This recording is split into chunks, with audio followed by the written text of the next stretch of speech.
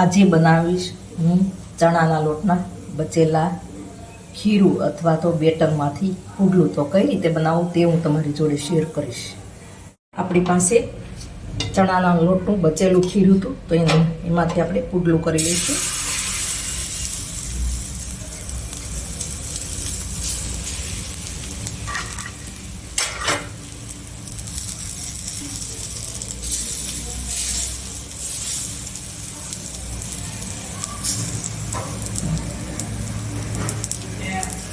આપણે એના ઉપર ચીલી ફ્લેક્સ નાખીશું અને ધાણા નાખીશું થોડા.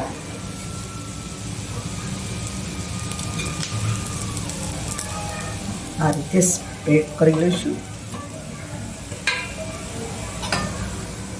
હવે ફરતું થોડું તેલ નાખીશું એટલે આપણું પુડલું જલ્દી ઉઠી જાય.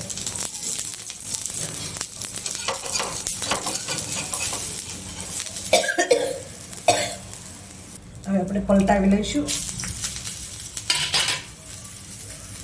હવે ફરી વાર પલટાવી લઈશું.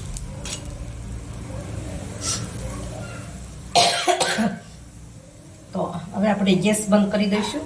આપણું પુડલું બનીને તૈયાર છે. તો આ રીતે આપણે બચેલા ખીરામાંથી આપણે આ રીતે પુડલું પણ બનાવી શકીએ છીએ. તો મારી રેસીપી ગમે તો લાઈક કરજો, શેર કરજો, ચેનલને સબસ્ક્રાઈબ કરજો, બેલ આઇકોન દબાવવાનું ભૂલતા નહીં અને કમેન્ટમાં લખજો મારી રેસીપી કેવી લાગી.